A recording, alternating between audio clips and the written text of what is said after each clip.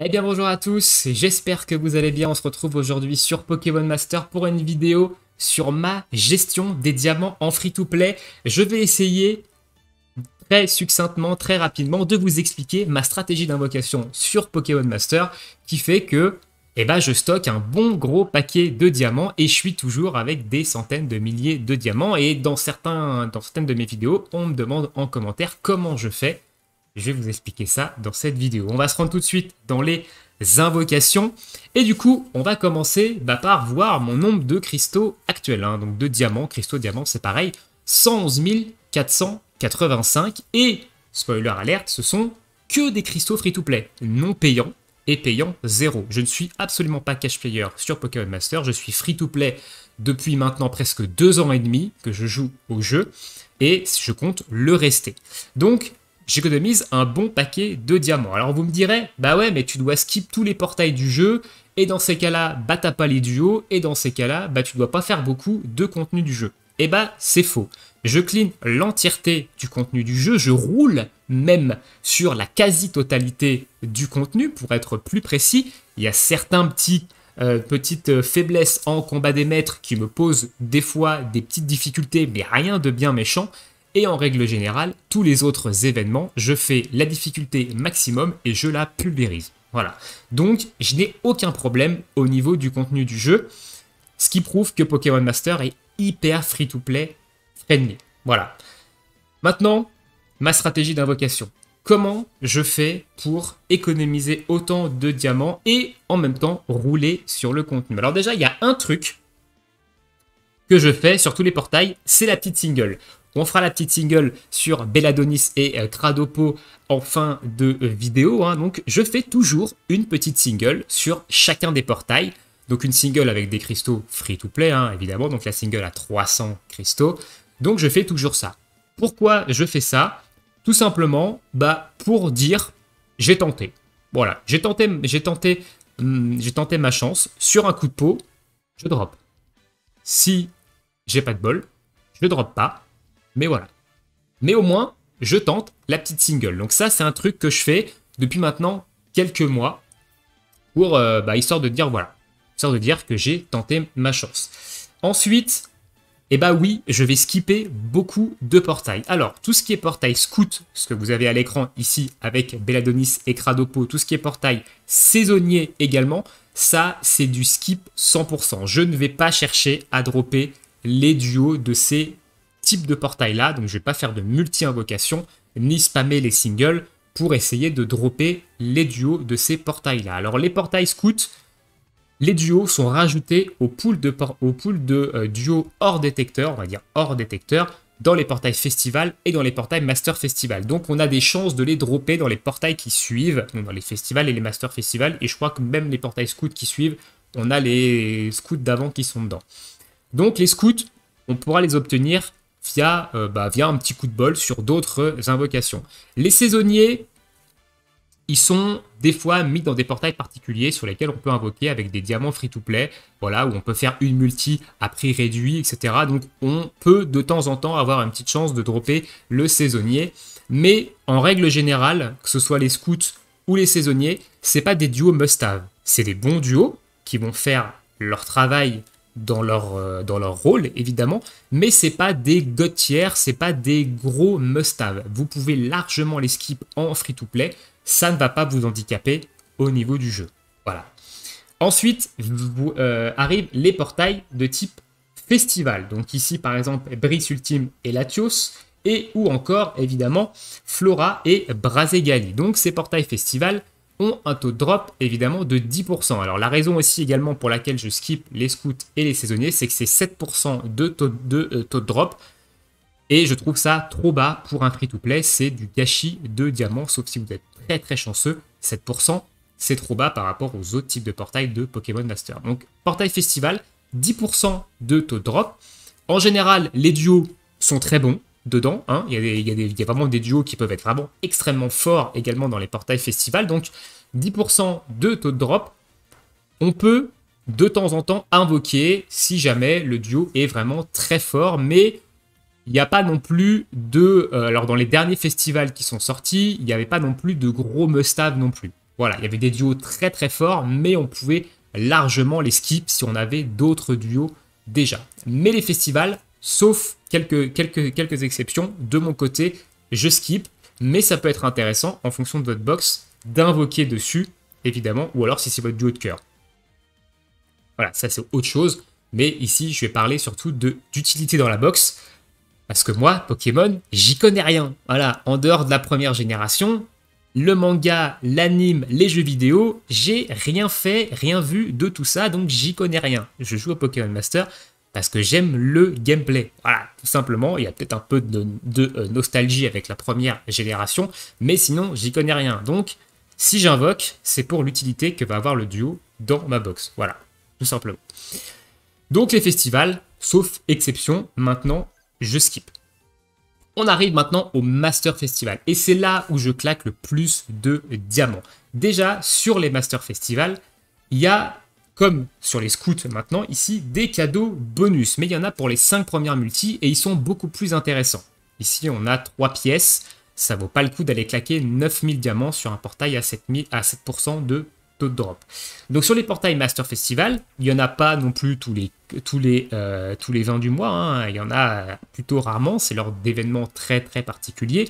Donc en général, demi-anniversaire, anniversaire, fête de fin d'année et de temps en temps un ou deux événements en plus dans l'année, mais il n'y en a pas énormément, des portails Master Festival.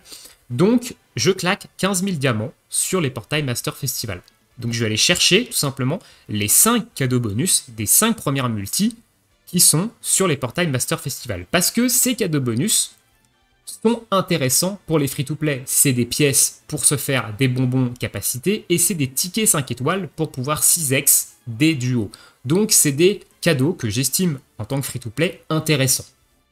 C'est un peu mon avis personnel. Voilà, vous le partagez pas, ça c'est à vous de voir, mais je trouve ça intéressant. En plus de ça, les Master Festival, c'est 12% de taux de drop, donc vous avez beaucoup plus de chances de dropper un 5 étoiles. Voilà, donc c'est beaucoup plus intéressant d'invoquer plus sur ce genre de portail quand on est free-to-play. Une fois les 5 multi faites, si j'ai pas eu le duo du portail, je regarde si le duo il est vraiment très intéressant pour ma box. S'il n'est pas intéressant et que j'estime que je peux le skip, je le skip et tant pis. Voilà, j'aurais eu ce que j'ai eu dans les 5 premières multis, tant pis, c'est pas grave. Si j'estime qu'il faut quand même que j'essaye de l'avoir, je continue un petit peu d'invoquer jusqu'à l'avoir 1 sur 5. Une fois que je l'ai 1 sur 5, je m'arrête et je lui mets des bonbons pour le monter 3 sur 5. Voilà. Donc ça, c'est le cas où j'ai pas eu le duo dans les 5 premières multis et où le duo m'intéresse, évidemment, d'aller chercher. Si j'ai eu le duo dans les 5 premières multis, je m'arrête aux 5 premières multis et je complète la capacité duo jusqu'à 3 sur 5 du duo avec des bonbons. Donc si je l'ai eu une fois, je lui mets 2 bonbons. Si je l'ai eu 2 fois, je lui mets un bonbon. Et si je l'ai eu 3 fois, je lui mets pas de bonbons, mais qui sera 3 sur 5. Voilà. Pourquoi je fais ça? Parce qu'évidemment, les duos développent leur plein potentiel à partir de 3 sur 5. Vous avez le full plateau, etc. Donc, pour des duos comme les Master Festival qui sont très souvent broken, c'est plus intéressant d'aller chercher le 3 sur 5 afin qu'il soit vraiment très broken. Voilà. Et donc, ces fameux bonbons, je mise énormément là-dessus. Et ça, c'est quelque chose que je fais depuis les 2 ans. Pour ceux qui ont vu mes invocations des 2 ans, j'ai pris un méga shaft sur Rayquaza, j'ai balancé 80 000 cristaux pour l'avoir 3 sur 5, ce qui est énorme. Donc j'ai fait 2 pity dessus au moins, donc c'est énorme. Voilà, donc depuis ça, je me suis dit, ça fait beaucoup, il va falloir changer de stratégie. Donc j'utilise beaucoup plus les bonbons capacité pour compléter tout simplement les capacités duo des duos que je drop, donc des Master Festival que je drop. Donc attention, je n'utilise les bonbons que sur les Master Festival et sur les festivals quand j'invoque. Mais c'est très rare que j'invoque sur les festivals maintenant, même si le dernier c'était Shifours. Shifours, il est un petit peu pété aussi, un petit peu broken, donc je regrette pas trop d'avoir lâché quelques cristaux dessus. Et ces bonbons, évidemment, vu que les Master Festival, ils sortent pas tous les 20 du mois, j'ai le temps de les économiser. Voilà, donc voilà un petit peu ma stratégie d'invocation. J'espère avoir été un petit peu plus clair. Donc, je rappelle, les portails scouts, les portails saisonniers, je skip totalement. Pas de multi-invocation, juste la petite single symbolique dessus. Les festivals, je skip également depuis l'arrivée des Master Festival, sauf exception comme il y a eu avec Chifours, où je vais aller invoquer un petit peu, mais je vais jamais au-delà de 1 sur 5 au niveau du duo. Dès que je l'ai 1 sur 5, je m'arrête et je complète avec des bonbons. Et les Master Festival, je fais les 5 premières multis pour les cadeaux bonus, et j'avise en fonction de déjà si j'ai eu le duo ou pas sur les 5 premières multis, et si je ne l'ai pas eu, je regarde en fonction de l'utilité du duo, est-ce que je peux le skip ou est-ce que je le skip pas. Voilà. Donc voilà comment j'invoque sur Pokémon Master. Donc j'invoque très peu, évidemment, en dehors de la première single sur tous les portails. J'invoque extrêmement peu et ça me permet d'économiser, comme vous le voyez, beaucoup de diamants et à chaque fois, en fait, je m'assure sur un portail Master Festival d'aller au moins jusqu'à la pity si jamais je veux le duo et de m'assurer au moins le gros duo. Et je m'assure tous les gros duos du jeu pour rouler sur le contenu. Et à l'heure actuelle, comme je vous ai dit, je roule sur le contenu. J'ai pas de problème à clean le contenu du jeu. J'espère que ça vous aura aidé, vous, free-to-play, qui galérez peut-être à garder des cristaux. Alors, dernier petit point, cette fois-ci un petit peu plus personnel. Dans ma vie de tous les jours, je suis quelqu'un d'extrêmement économe, déjà au niveau de mon argent personnel. Donc, ça m'aide dans les gachas à être également économe. Voilà, donc ça m'aide à avoir une stratégie beaucoup plus économe dans les gachas, que ce soit Pokémon Master, que ce soit Genshin Impact, que ce soit n'importe lequel. Je suis très économe et je ne suis pas sujet à la frustration. Et ça, c'est très important dans un gacha de ne pas être sujet à la frustration. Voilà, si je drop pas, je drop pas. Bon, des fois ça m'arrive, on a un petit coup de frustration, ça arrive à tout le monde, mais en règle générale, c'est pas mon cas. Donc, je ne vais pas avoir d'invocation compulsive. Voilà, ou du moins c'est extrêmement rare que ça m'arrive. Je ne vais pas dire jamais parce que ça m'est déjà arrivé, mais voilà, je sais me contenir et je sais gérer ma frustration à ce niveau-là. Donc dans un gacha, c'est également très important d'avoir un état d'esprit comme ça. Voilà.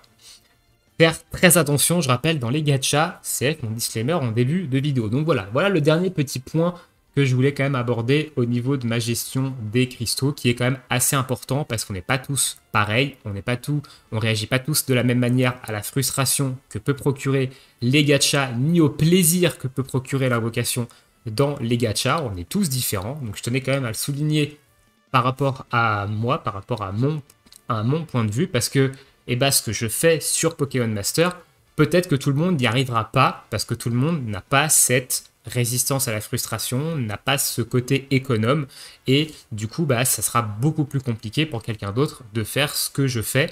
Mais je voulais quand même vous le dire, pour pas vous dire regardez, voilà ma stratégie, ça marche pour tout le monde. Non, ça dépend évidemment des personnes. J'espère néanmoins, comme je vous ai dit, que ça vous aura aidé si jamais vous cherchez une stratégie d'invocation sur Pokémon Master et pour garder le plus de cristaux possible pour les grosses célébrations. Dites-moi dans l'espace commentaire, vous, comment vous gérez vos diamants. Est-ce que vous êtes un invocateur compulsif où vous arrivez constamment à poil dans toutes les célébrations, ou alors est-ce que vous êtes économe et que vous arrivez à stocker des diamants pour les grosses célébrations? Je vous souhaite tous une très bonne journée, une très bonne soirée, bon jeu, et à bientôt pour de prochaines vidéos. Ciao, ciao. Et j'oubliais la petite single pour finir sur notre ami Belladonis et Cradopo. On va voir, est-ce que j'ai un petit peu de chance pour cette fin de vidéo? Ah, il n'y a pas d'éclair. Toujours le même petit bug, hein, évidemment. Ça change pas. L'antenne, quand même, donc peut-être du 4 étoiles. Attention, si la porte s'ouvre avec du doré, non. Donc on ne va rien avoir. Ici, on va avoir un petit loup glace. Très bien. Et ben voilà. Ciao!